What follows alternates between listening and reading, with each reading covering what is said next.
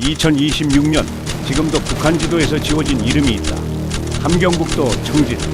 한때 조선인민군 최정예라 불렸던 부대 제6군단. 공식 역사에는 존재하지 않는 군단. 기록도 흔적도 사람도 사라진 부대. 그러나 소문만은 살아남았다. 1995년 겨울 김정일 정권을 뒤흔들 뻔했던 거대한 반역의 계획이 있었다는 소문. 그 이름하여 제6군단 쿠데타 모의 사건. 1995년 이른바 고난의 행군이 시작되던 해, 배급은 끊기고 공장은 멈추고 병사들은 굶어 쓰러져 갔다. 하지만 같은 시각 누군가는 달러로 쌓은 산 위에서 전혀 다른 꿈을 꾸고 있었다. 지금부터 이야기는 29년 전 그 얼어붙은 겨울로 돌아간다. 야, 오늘도 배급이었다 카더라. 내래 사흘째 죽 한 그릇도 못 먹었습니다. 이러다 사람 잡겠소. 1995년 겨울 청진의 군막사는 얼음동굴과 다르지 않았다.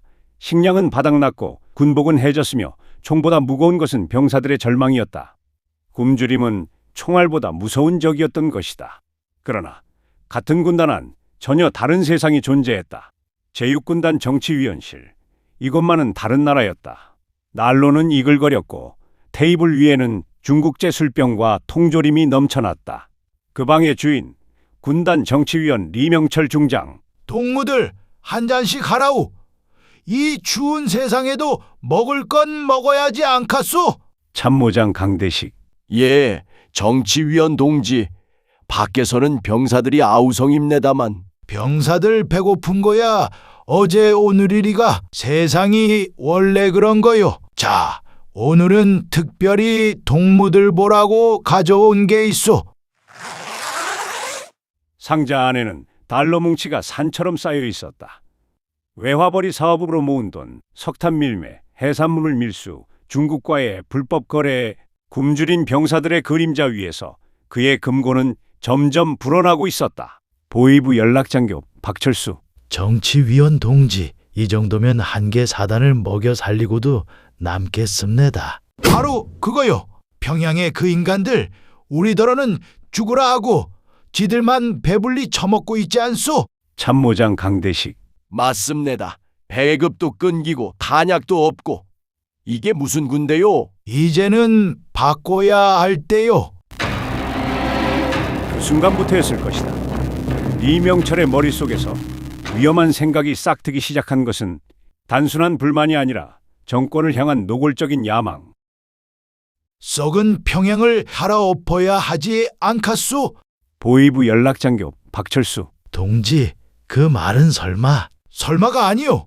이 정진과 나진을 들어주면 우리 손에 동해안 전체가 들어오. 탱크만 몰고 내려가면 평양까지 사흘이면 충분하오.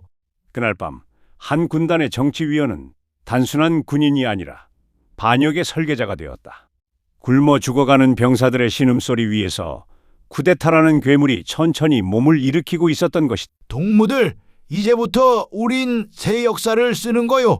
작전명은 이렇게 합시다. 붉은 새벽. 1995년 겨울 청진의 밤은 유난히 차가웠다. 그러나 몇몇 남자들의 가슴 속에서는 위험한 불길이 타오르고 있었다. 그 불길이 과연 혁명이 될지 파멸이 될지 그때는 아무도 알지 못했던 것이다. 청진시 외곽 제6군단 작전회의실. 겉으로는 평범한 전술토의. 그러나 그날 밤의 회의는 전혀 다른 성격이었다.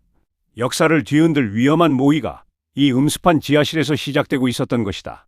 작전참모 리광호. 동무들, 이 지도를 보시라요. 참모장 강대식. 평양까지의 진경로를 표시한 겁니까? 그렇습니다. 청진에서 원산 그리고 평양까지 기갑부대를 선두로 밀어붙이면 사흘이면 충분합니다. 회의 테이블 위에는 한반도 북부가 그려진 대형 지도가 펼쳐져 있었다. 붉은 연필로 그어진 선은 단 하나. 청진에서 평양으로 향하는 진경로. 그 선 하나가 정권의 운명을 가를 칼날이 될 줄 누가 알았겠는가. 군단 정치위원 리명철. 동무들, 이제 결정할 때요. 우리가 먼저 움직이지 않으면 굶어 죽는 건 시간 문제요. 보위부 연락장교 박철수. 정치위원 동지, 하지만 평양 쪽 보위부가 눈치채면 보위부? 그놈들도 다 배고픈 건 마찬가지요. 몇 놈만 포섭하면 끝이요. 참모장 강대식, 탱크는 몇 대나 동원할 수 있습니까? 작전참모 리광호. 현재 운영 가능한 T-62가 32대, 장갑차는 47대입니다. 탄약도 비밀창고에 따로 빼돌려놨습니다. 통신망은 어쩌실 겁니까? 거사 당일 평양과 연결되는 군용 회선을 전부 차단한다. 그리고 라디오로 혁명 방송을 내보내는 거요. 계획은 놀라울 만큼 치밀했다. 단순한 군인들의 객기가 아니라 수년간 준비된 반역의 청사진.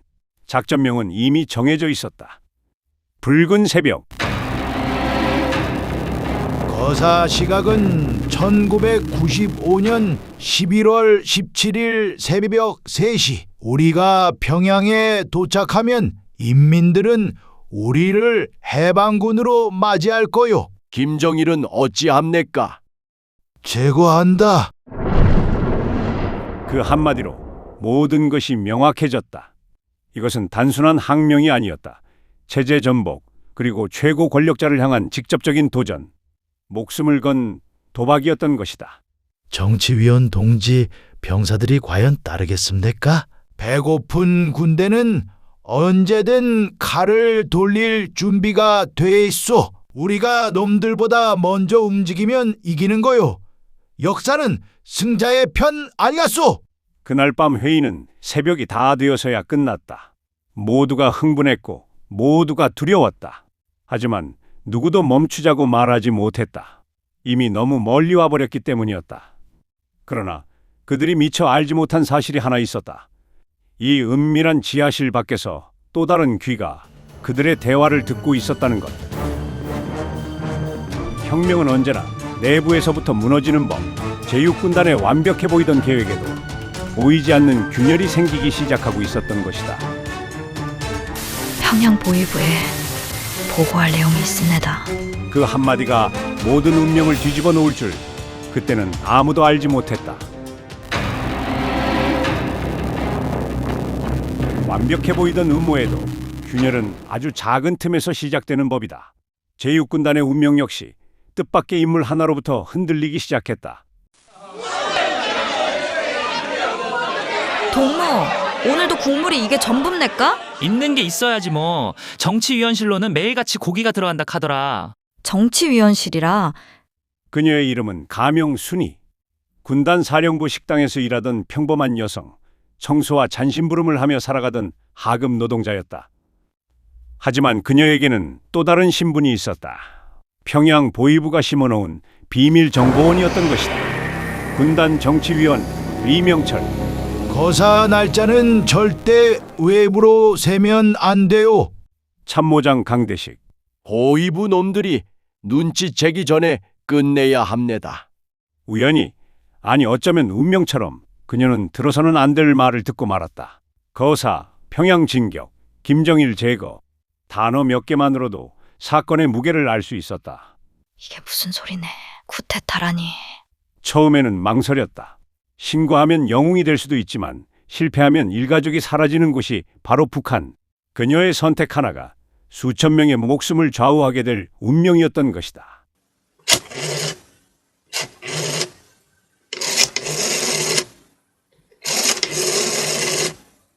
네, 보위부에 알릴 게 있습니다. 그 한 통의 전화. 그것이 제6군단의 몰락을 알리는 신호탄이었다.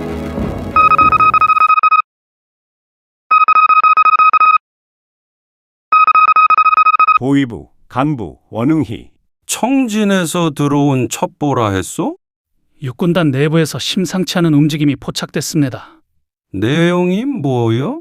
정치위원 리명철이 중심이 돼 평양 진격을 모의하고 있다는 정보입니다. 이게 사실이라면 단순한 반역 수준이 아니오. 보위부는 즉각 움직였다. 평양 최고 지도부까지 보고가 올라갔고 김정일의 신복들이 긴급 소집되었다. 김정일 측근 김영춘. 확실한 증거는 있어? 내부 정보원 진술이 구체적입니다. 날짜, 병력, 진격로까지 확보했습니다. 감히 쿠데타라니.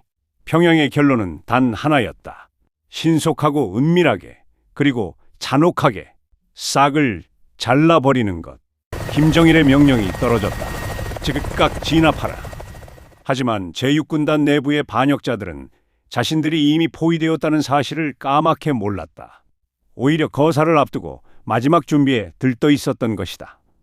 군단 정치위원 리명철. 동무들 며칠만 버티면 새 세상이 오. 예, 정치위원 동지. 그들이 믿었던 것은 돈과 무력 그리고 자신감.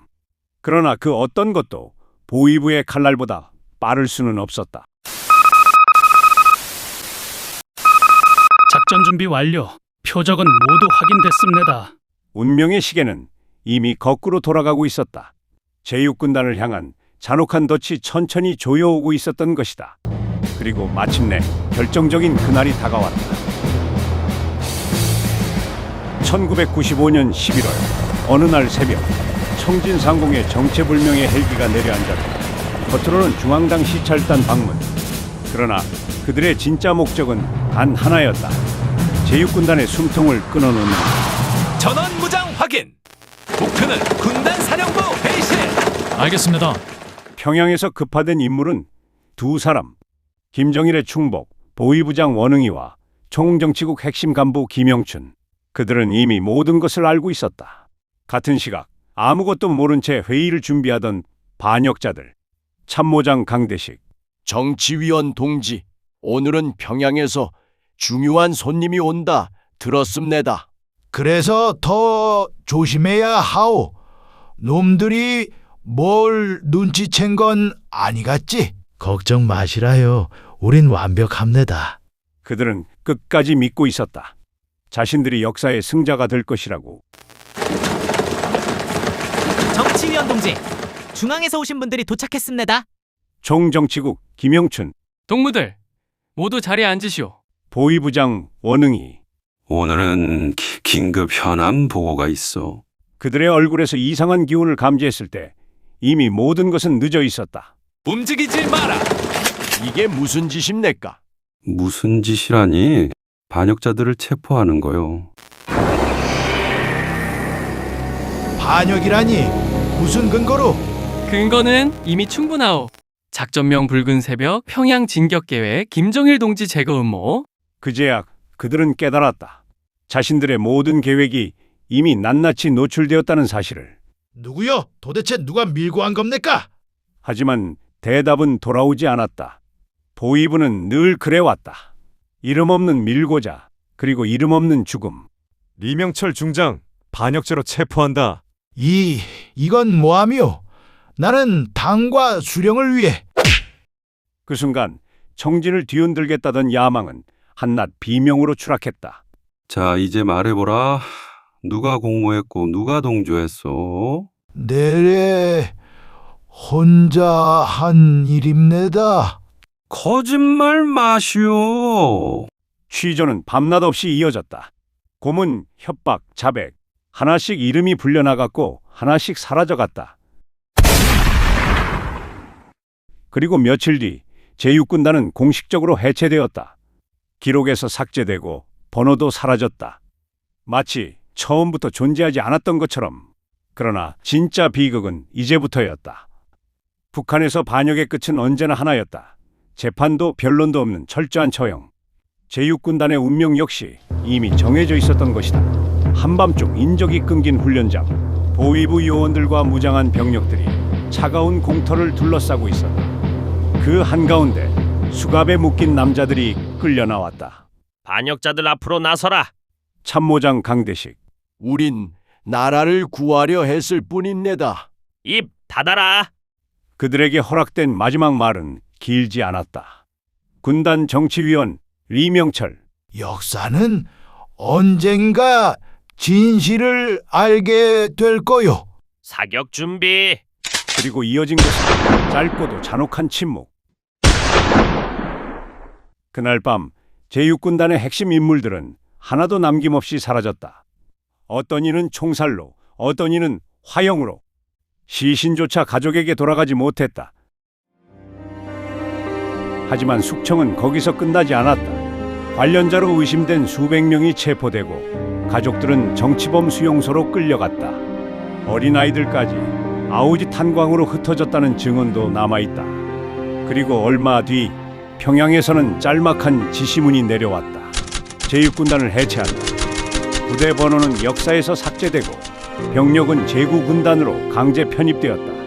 군단기, 기록물, 사진, 훈장 그 어떤 것도 남기지 말라는 명령. 마치 처음부터 존재하지 않았던 것처럼 완벽하게 지워버린 것이다. 그러나 역사는 완전히 지워지지 않는 법. 탈북자들의 증언 속에서 흩어진 문서 조각 속에서 이 사건은 유령처럼 되살아났다. 1995년 청진에서 벌어진 쿠데타 모의. 그것은 단순한 반역 사건이 아니었다. 굶주림이 만든 절망, 부패가 키운 분노, 독재가 낳은 필연적인 균열. 만약 그들의 계획이 성공했다면 북한의 역사는 달라졌을까? 아니면 또 다른 피해 숙청이 반복되었을 뿐이었을까? 답은 아무도 모른다. 다만 한 가지 분명한 사실은 이것이다. 1995년 겨울 청진의 차가운 바람 속에서 한때 존재했던 제6군단이라는 이름은 그렇게 조용히 역사의 어둠 속으로 사라졌다는 것. 격동의 현대사 속에서 권력에 도전했던 이름 없는 사람들, 그들의 꿈과 야망, 그리고 몰락이 남긴 교훈을 우리는 아직도 묻고 있는지 모른다.